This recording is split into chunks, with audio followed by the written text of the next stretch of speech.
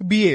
বাংলাদেশের প্রেক্ষাপটে আমাদের মেয়েদের স্বপ্ন হচ্ছে আমি বিয়ে করব, বরের সাথে বসবো পাশে, আমার গায়ে একটা সুন্দর বেনারসি শাড়ি থাকবে, আমাকে দেখতে সুন্দর লাগতে হবে। সুন্দরের সংজ্ঞা কি? আমার পেট দেখা যাবে, পিঠ দেখা যাবে, স্কিন তো দেখা যাবেই, হাত পা তো অবভিয়াসলি দেখা যাবে, এবং চুল তো দেখা যাবেই। একটা স্টেজে সবার সামনে পুতুলের মতো বসে থাকে, আর তার পাশে একটা গাধা আর একটা গরু বসে থাকে। নন মাহারামরা দেখে, সাথে মাহারামরাও দেখে। আর পাশে যে গাধাটা বসে আছে, যে গরুটা বসে আছে, ওই গরুর ফ্রেন্ড, এলাকার ছোট ভাই, এলাকার বড় ভাই, তারাও দেখতেছে এই মেয়েটাকে। তো এই মেয়েটার তো কোনো হেলদোল নাই, পর্দার তো কোনো জ্ঞান নেই। আর পাশে যে গাধাটা বসে আছে, ওটা তো প্রাউড ফিল করতেছে, মনে মনে হাসতেছে, মানে প্রাউড ফিল করতেছে, ও একটা জিতছি, মানে বিয়ে করছি, ও দেখ দোস্ত কত সুন্দর তোর ভাবি, আরে দেখ না দোস্ত, আরে কি, মানে বউরে সবার সামনে দেখায় সে খুব প্রাউড ফিল করতেছে। আরে গাধা, কেন গাধা বলতেছে এটা পরে বলতেছি। আসলে যখন তোমার বউকে দেখে বলতেছে মামা তুই জিতছস, তার মানে সে তোমার বউয়ের চুল থেকে পায়ের নখ পর্যন্ত সে ভালোভাবে অবজার্ভ করছে। তুমি কল্পনা করো, তোমার বউকে তুমি সুন্দরভাবে প্যাকেট করে বোরকা পরে তুমি বিয়ের সেরে নিয়ে আসছো, তাহলে কি তোমার কোনো ফ্রেন্ড বলবে যে মামা সেই একটা বিয়ে করছস? কারণ সে তো দেখতে পাচ্ছে না। এখন তুমি কল্পনা করো তোমার বউকে তুমি সেটা আনোই নাই,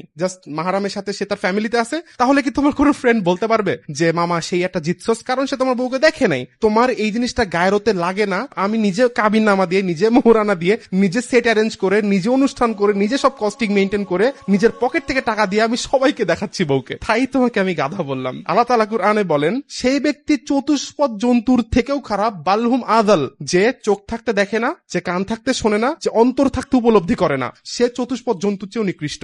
যে তার ওয়াইফের দায়িত্ব পালন করতে অপারক, দায়িত্ব বলতে কি শুধু ভাত খাওয়ানো না, শুধু নিয়ে হানিমুনে যাওয়া না, শুধু নিয়ে ট্রিপে যাওয়া না, শুধু তাকে খাওয়ানো না। দায়িত্ববোধ কাকে বলে? তোমার বউকে তুমি পর্দার আড়ালে রাখবা, তোমার বউকে তুমি ঢেকে রাখবা, তোমার বউকে তুমি সবার চোখ থেকে আড়ালে রাখবা। This is the main responsibility of A husband. তাকে বলা হয় দায়ুস, যে তার বউয়ের পর্দা মেনটেন করতে অপারক, যে তার বউয়ের হায়া মেনটেন করতে অপারক, সে ব্যক্তি হচ্ছে দায়ুস। আর দায়ুস কখনো জান্নাতে যাবে না, লা ইয়াদখুলুল জান্নাহ। তাহলে তুমি জাহান্নামী হচ্ছ, এট দ্য সেম টাইম তুমি হচ্ছে গরু, ছাগল, কুকুর, বিড়াল। That's it. Keep supporting. This is me Rifat Ratul. আসসালামু আলাইকুম ওয়া রাহমাতুল্লাহি ওয়া বারাকাতুহু।